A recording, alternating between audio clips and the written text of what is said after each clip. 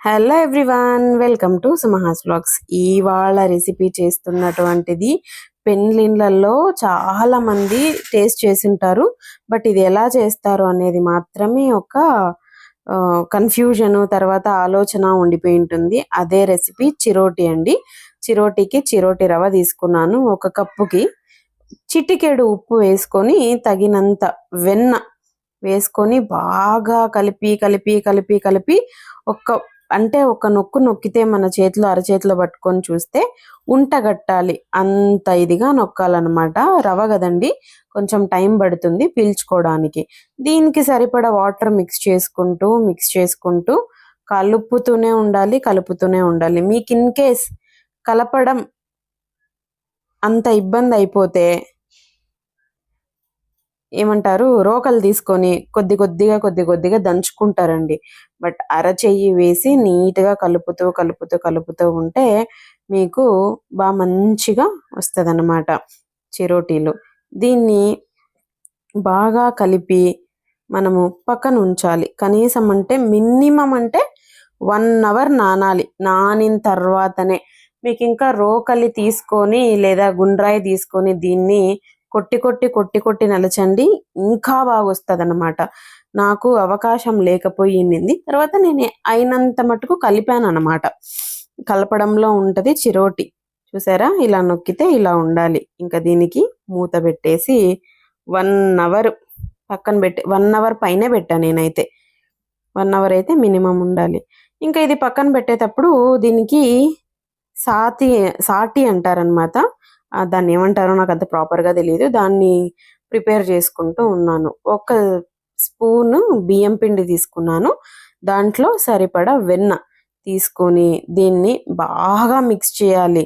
బాగా మిక్స్ చేసినప్పుడు మనకు ఒక క్రీమీ కన్సిస్టెన్సీ వస్తుంది. చూసారా, ఇది క్రీమే అనిపిస్తుంది. అలా ఉంటుంది అనమాట. అసలు బియ్యం పిండి వేసామని కూడా మనకు తెలియదు.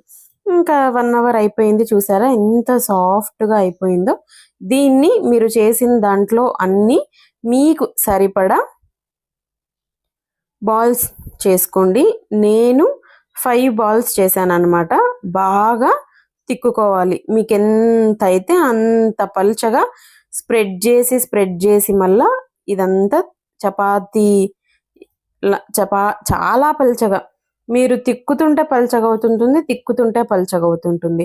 అంత పల్చగా తిక్కుకొని, కొంచెం కష్టం అండి చిరోటి రవ్వ తిక్కడం. నార్మల్ మైదాను తర్వాత గోధుమ పిండి తిక్కినంత ఈజీగా అయితే కాదు. ఇంకన్నీ తిక్కుకొని ఒక ప్లేట్కి అయితే వేసి ఉంచుకున్నా. మందంగా తిక్కుకుంటే మీకు అంత ప్రాపర్గా రాదనమాట. చూసారా, ఇలా తిక్కుకున్నవన్నీ ఒక్కొక్క లేయర్ పెట్టుకొని తర్వాత ఈ క్రీమ్ అంతా వేసి బాగా ఈవెన్గా ప్రాపర్గా స్ప్రెడ్ చేయాలి. మీరు ఎక్కువ ప్రెషర్ పెట్టి స్ప్రెడ్ చేస్తే మనం పల్చగా తిక్కుంటాం కదండి, అదంతా పీక్కొని వస్తుంది. సో మనం స్ప్రెడ్ చేసే స్టెప్ కూడా చాలా ఇంపార్టెంట్. నాకు ఇది చేసేటప్పుడు అనిపించింది నిజంగా. అందుకే చిరోటి ఇంత కాస్ట్లీ. తర్వాత చాలా మంది పెట్టించట్లేదు పెండ్లిన్లలో, చాలా లిమిటెడ్ పీపుల్ పెట్టిస్తున్నారు అని. నేను మాత్రం నా పెండ్లప్పుడు మా నాన్న ఖచ్చితంగా చెప్పాను అనమాట, నాన్న నా పెండ్లప్పుడు వరపూజ టైంలో స్వీట్లో మాత్రం చిరోటి ఖచ్చితంగా ఉండాలి అని. సరేనమ్మా అని మా నాన్న పాపం పెట్టించారనమాట. ఇప్పుడు తెలిసొస్తుంది నాకు అది ఎందుకు అంత కాస్ట్లీ అని. నిజంగా వర్త్ అండి. ఎంత పని ఉంటుంది ఏమి, అసలు ప్రతి స్టెప్ ఇంపార్టెంటే. నేను యాక్చువల్లీ నేర్చుకోవడాని కోసం చాలా సింపుల్గా ట్రై చేశాను అనమాట. సో ప్రతి ఒక్కరూ ఇలా ట్రై చేయడం అయితే ఈజీగా ట్రై చేయొచ్చు. పెండ్లిన్ల దానికోసం అయితే పెద్ద పెద్ద రేకులు తిక్కేస్తారనమాట. తర్వాత ఎంతెంత కలుపుతారని వాళ్ళు. తర్వాత వాళ్ళు 5 లేయర్స్ అట్లా చేయరనమాట, 15-20 లేయర్స్ చేస్తారు. తర్వాత వాళ్ళకి పెద్ద కడాయి ఉంటుంది కాబట్టి ఆ ఫ్లేము అదంతా సరిపోతుంది. ప్రాపర్గా నీట్గా 2 చేతులు పెట్టుకొని ఒత్తుకుంటూ అలా రౌండ్గా చేసుకొని స్ప్రెడ్ చేసుకోవాలన్నమాట. అట్లా స్ప్రెడ్ చేసినప్పుడు మనం అప్లై చేసిండేదంతా నీట్గా ప్రతి ఒక్క చోట స్ప్రెడ్ అవుతుంది. లేదంటే మనం పెట్టిన చోట అట్లనే ఉండిపోతుంది అనమాట. ఆయిల్లో వేసినప్పుడు అదంతా పట్ పట్ పట్ అంటుంది. అలా కాకుండా ఇలా చేసుకొని ఒక నీట్గా క్లియర్గా ఉన్న చాకు, ఉల్లిపాయలు తరిగింది తీసుకోకండి మళ్ళీ. సో కుదిరితే ఫ్రూట్ చాక్ తీసుకోండి, ఫ్రూట్ నైఫ్ తీసుకోండి. చూసారా, ఈక్వల్ సైజెస్తో మీరు సైజ్ అలా మెజర్మెంట్ చేసుకుంటూ నీట్గా కట్ చేసుకోవాలి. ఇవన్నీ చేసినప్పుడే మనకి ప్రాపర్గా వస్తాయి అన్నమాట. మనం ఎట్లా అంటే అట్లా చేస్తే అవి రావు. చూసారా ఎన్ని లేయర్స్ కనిపిస్తున్నాయో. దీన్ని నీట్గా ఒత్తుకుంటూ చెప్పాలి. అయినా ఒక విషయం అయితే చెప్పొచ్చండి, కొన్ని స్వీట్స్ చేయాలన్నా కొన్ని హాట్స్ చేయాలన్నా పర్ఫెక్ట్గా ప్రాపర్గా ప్రొసీజర్ ఫాలో అవుతేనే కానీ అవ్వదన్నమాట. ఎస్పెషల్లీ ఇటువంటి స్వీట్స్కి. అండ్ కొన్ని హాట్ కూడా అలాగే ఉంటుంది. రీసెంట్గా మనం పోస్ట్ చేసినటువంటి కోడిబేళ్ళే కరెక్ట్.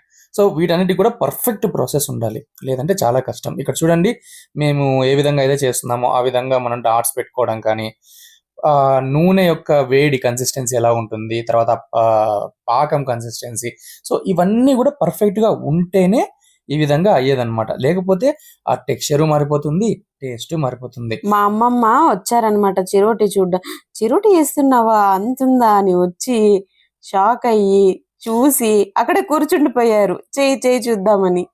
బట్ మా ఆవిడ ఎలాగంటే దేన్నైనా పొంగేటట్లు చేస్తుంది అనమాట. మీరు చూస్తే కనీసం రొట్టెలు కూడా పొంగుతాయి, తర్వాత చపాతీలు పొంగుతాయి, ఏదైనా పొంగుతాయి అనమాట. ఇంకా చెప్పాలంటే ఒక్కొక్కసారి పేలుతాయి కూడా, ఉద్దివడలు వెళ్ళినట్టు. బట్ ఇంకొకటి ప్రాబ్లం ఏంటంటే ఈ చిరోటీల వల్ల నూనె చాలా వరకు గలీజ్ అయిపోతుంది. అది కొంచెం అంటే వెన్న బియ్యం పిండి పట్టించింటాం కాబట్టి దాని నుంచి మనము ఆయిల్ ఆబ్వియస్లీ గలీజ్ అవుతుంది అనమాట. సో దాని వల్ల మీరు వీలైనంత జాగ్రత్తగా, సరే ఇంకా ఈ నూనె వాడము, సింపుల్ గా వాడుకుందాము అని అనుకునేటప్పుడు మాత్రమే ఈ విధంగా ట్రై చేయండి వీటిని.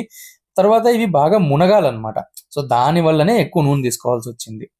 తర్వాత కంటిన్యూస్ గా ఒక గరిటె పక్కన పెట్టుకొని నూనె పోస్తూనే ఉండాలి, లేదంటే లేయర్ ఉడకదనమాట.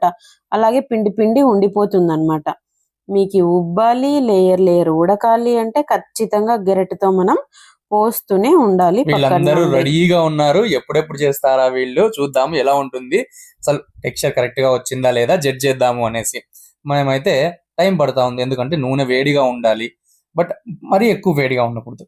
ఈ విధంగా చూసుకొని మనం చేస్తున్నాం కాబట్టి టైం పడుతుంది. ఇది టైం టేకింగ్ ప్రాసెస్. అందువల్లనే ఇందాక చెప్పినట్లు చాలా మంది వీటిని చేయడానికి ఇష్టపడరు.